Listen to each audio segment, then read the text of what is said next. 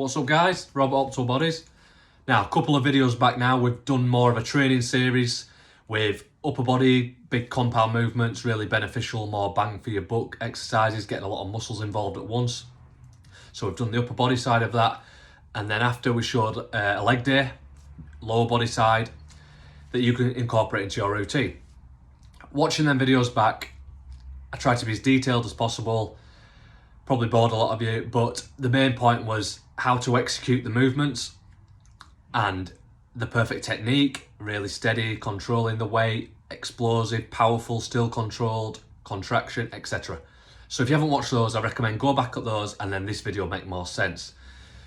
But I think the main thing that stood out to me was the main message that I wanted to get across was to detail and really hammer home how intensity has to be applied to the workout. And what I mean by that is how hard that last rep is. Lifting heavy enough weight to stimulate muscle growth.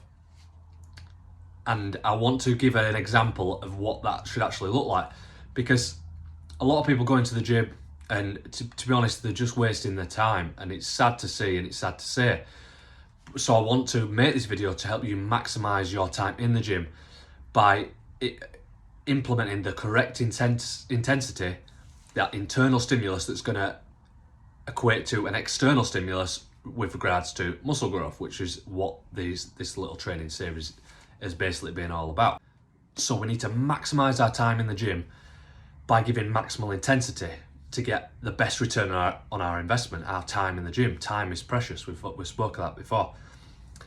So we need to maximize that intensity to, if you look at it from an evolutionary point of view, say you're coming into the gym and you're trying to create a change in your body, you're trying to create an adaptation. So you have to stress your body enough to force it to adapt. So what I mean by that is, say you're sat in a leg press, for example, to be able to do that maximum enough weight, you have to think of perhaps sort of like your body thinks you're in a life or death situation, flight or fight situation. That's why you get sort of like old women deadlifting cars off people. That inner strength is there. You've just got to unlock it and get that extra gear, which is hopefully what I'm trying to achieve, to give people this video and information, and they can find out if they think they are giving 100%, and if they're not, I'll give an example of me trying to give my 100%. Hopefully you'll agree it is, and you can unlock that true potential. So evolutionary, you need to go into the gym, put your body under a stress, a novel stimulus, so something new, and then it has to adapt. If you're not reaching that failure with those last rep or two, your body isn't really, you're not giving your body a reason to change, because if it doesn't reach failure, then it doesn't have to change basically. So if you just do 10 reps with the same weight week after week after week, which unfortunately I see in the gym all the time. I'll look on the camera, someone comes in the gym, they'll head over to the bench press, they'll put the same weight on and get the same amount of reps on that they've been doing for sometimes years. I see it all the time. They're just spinning the wheels and going through the motions. If you enjoy that and enjoy not making progress, crack on, that's fine. But I think most people want to see a change in their physique.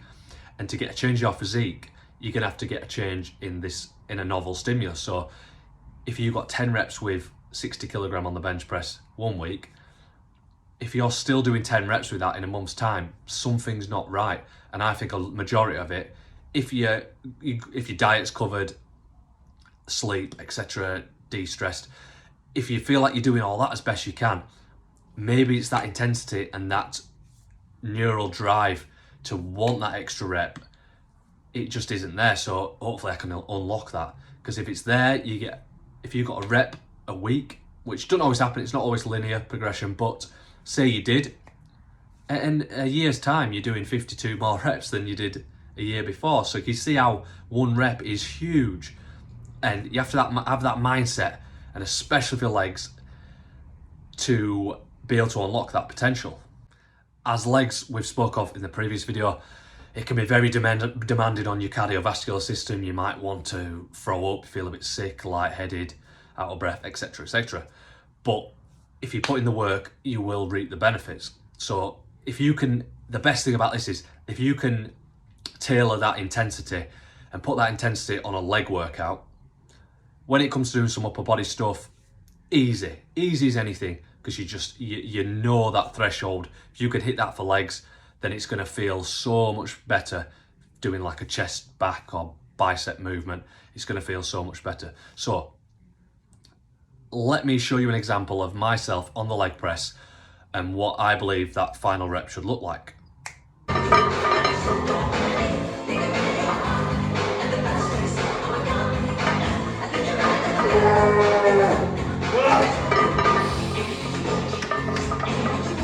So as you saw there, heavy breathing, silly noises come out.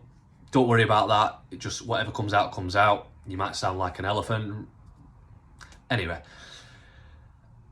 I could have easily put that down after 3 or 4 reps back. And that's what I see a lot in the gym. I think, Christ, you had at least 5 or 6 reps left in there. So look how slow moving that last rep is. But the main thing by doing that is your body recruits muscle fibers in a certain order. So you've got slow twitch, intermediate, fast twitch. So it'll try and save energy and just recruit your slow twitch first. If they're dropping out and not being able to keep up, the intermediate ones come in. And then them last couple of reps when you're getting the grinder out, your fast twitch muscle fibers are getting recruited. And they're the ones that are most responsive to growth. So if you're not hitting those fibers, you basically, say you've got, just off the top of my head, say you've got 100,000 muscle fibers in your quads. To recruit them all, you need to go close to, or if not to failure, to be able to recruit them all. So say you're stopping at 5 reps when you really had 10, you might only be recruiting 50,000 of those 100,000 muscle fibers. Half the fiber stimulated, only half the growth, half the gains. Recruit every fiber, stimulate every fiber, mechanically damage every fiber. So you're getting that muscle damage, you're getting mechanical tension every fiber, which we spoke of before, which is seen as the main driver of muscle hypertrophy. And the closer to failure you're getting, the more you're getting that burn, that metabolic stress, that pump, which all seems to trigger growth as well. So you're hitting these 3 pathways: mechanical tension, muscle damage, and metabolic stress by going to failure. And you're making sure that every fiber is hit. You're getting more bang for your buck. You're in the set anyway. Don't waste your time in the gym. Once you're getting close to failure, bite down, grind, get the grinder out, walk away, come back another day stronger, get that extra rep. Now, I do get it that you might not want to look silly, make silly noises, especially when it's something about legs, because you're trying to breathe and brace and noises come out. Don't worry about it. Trust me, nobody cares. Nobody cares. And if anyone says anything, they're probably not reaching their full potential, and they might think it's amusing because they've never done it themselves before. They've never reached that point of failure. Now, also, I want to show what your face might look like while you're doing this. And again, we'll use the leg press, just an example. And I want people not to be bothered. Basically, I want to say the uglier you can look, the more you're close to getting that grinder. If your face is making faces like this,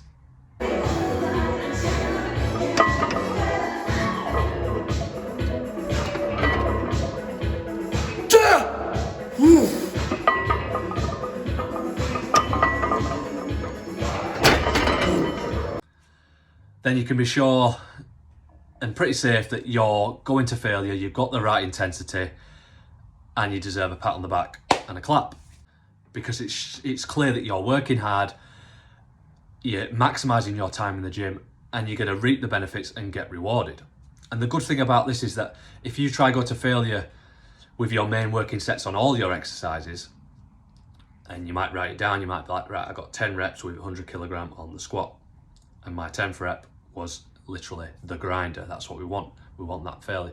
So what you can do is, if you implement it every time you come into the gym, you can be more uniform with your progress, because you know that's all you could have given that day. If you do that the next time you say you're under that squat rack or whatever exercise, next time you're doing it, you look at your little logbook or you keep it in your head, you know you got 10. You know what it feels like, and hopefully you can get at least 10, and then obviously the best case scenario is you get 11. Sometimes you might get 12. etc. So basically it's keeping it uniform and you know what to aim for each time. So you're getting that linear progression, you get a progressive overload, which again, that's how muscles built. Beat what you did last time. Imagine you're in that flight or fight, survival, life or death situation, whatever you need to think of to get your head on, especially if it's for legs. Get your head on. You can grind more weight than you think, and hopefully this video has motivated people just to unlock that true potential, get them into top gear, and your gains should start skyrocketing, especially for what I've seen in the gym when I've literally seen people have 5 or 6 reps left in the tank. If you've got those extra 5 or 6 reps, you're hitting those extra muscle fibers, those are all going to get stimulated. You're going to maximize your time in the gym and get maximal muscle hypertrophy.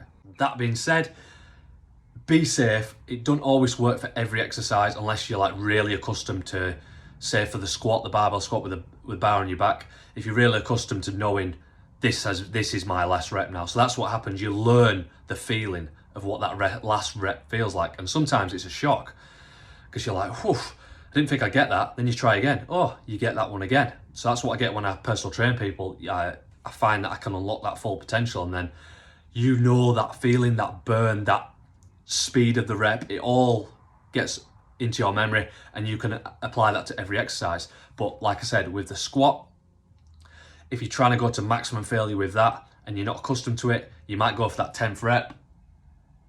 You might not come back up. So, and unless you've got like safety bars at the side, you've got a spotter behind you ready to help you up, then just be careful on exercises like that. With like a deadlift that you're standing with a weight, you either pull the weight up or you don't. If it's, say, like, look at the leg press, if I didn't get that last rep, it just slowly come back down and the machine's taking the weight. So that's safe. So mainly with the squat, obviously the bench press, you don't want to get the bar stuck on your chest. So if you're not accustomed to knowing what it feels like going for that last rep, have some behind you, have somebody spotting you, or save that grinder for a different safer exercise, perhaps a machine, or if you really want to go for it, say like you are on a bench press and you're accustomed to it, you know that you got 9 last week and you know what the 9th felt like and the 9th felt better this week and you think, I've definitely got that 10th, then I see people all the time going for it. Hopefully you won't get stuck under the bar, but please be safe, okay? Like, comment, subscribe, check out my YouTube channel, share, show your friends. Hopefully this has helped somebody. And remember, intensity, the grinder, all the muscle fibers. Boom.